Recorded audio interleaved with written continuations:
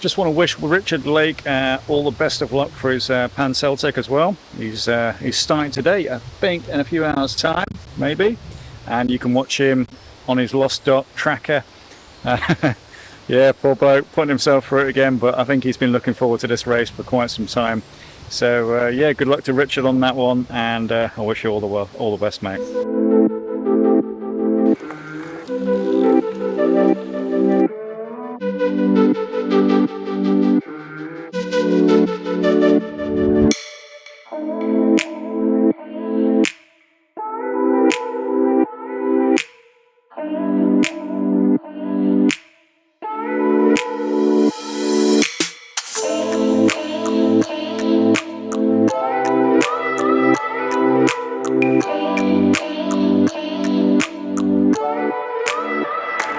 The Jogle itself, 917 miles is the planned route, planned with commute. Little sections of it I'm going to be looking at ride with GPS as well. Everyone I seem to speak to seems to think ride with GPS is the bee's knees.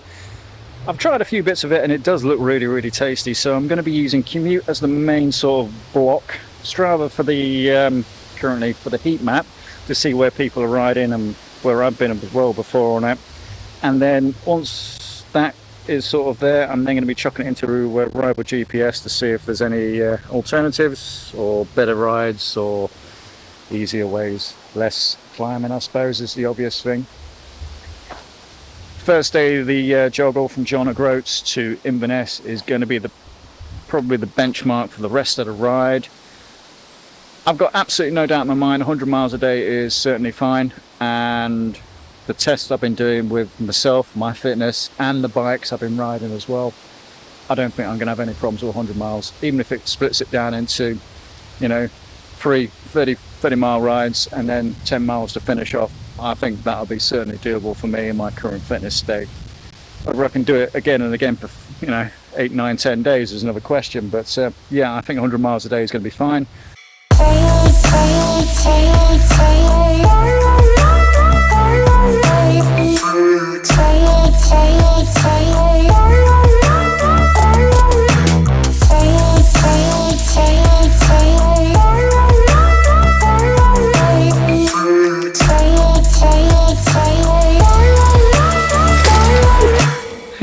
There it goes again. Crikey, yeah. The climbing itself, if I haven't already done the Jogle, I'll be quite concerned with it, but knowing the climbs I do, they're severe, but they're not that bad. There's a couple of awful ones. Yeah, there's a couple of awful ones I can think of straight away. There was a couple on that road from Wick all the way to Inverness, but it was main road, and I don't think there's going to be much to worry about in regard to that. It'll just be slow going. I think if I can do it then, I can do it now. Let's put it that way. So if I can reach Inverness in one day, that'd be terrific. A couple of things I've got. There's a couple of Premier Inns in Inverness, so if I can squeeze there, that was spot on, mate. Yeah, there's a couple of Premier Inns in Inverness, so on a good day, well, on a 100-mile day, I'll be reaching the top end of Inverness. I think it's about 106 miles off the top of my head to the nearest one, and if that's what I can do, then that'll be what it is. That'll be what I'll do. There's one further on the other side of Inverness, near obviously Loch Ness Way. That'll be about 115 miles. Again, very happy with that sort of mark. If that's what it will be, that's what it'll be.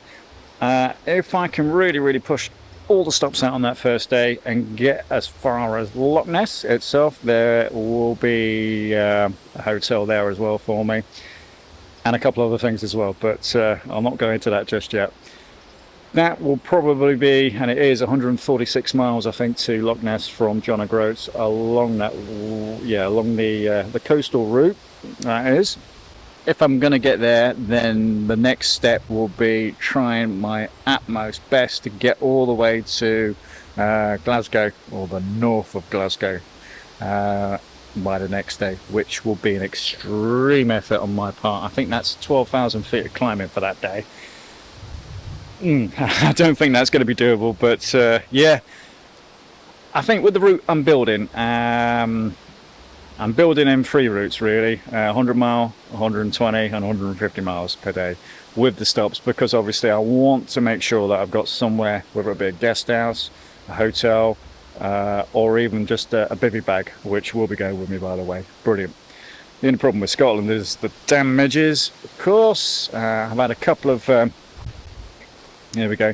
I've had a couple of bad experiences with the midges and the mozzies, of course, and yeah, I've been bitten quite bad as well. I think they're showing off with the camera, to be fair, but yeah, they're doing really good though. Yeah, so that's that, and then obviously into the England section. The sections in England are, I've ridden most of them already, so that's fine. The England from Carlisle all the way to Chester, I think it is. Or was it Lancaster? No, Chester, I think it is. That is a bit of a tall order in one day, but we'll see, we'll wing it, we'll see how far we go. And then from Chester it's all the way down to obviously, yeah, Bristol and the bridge in Bristol, I should say.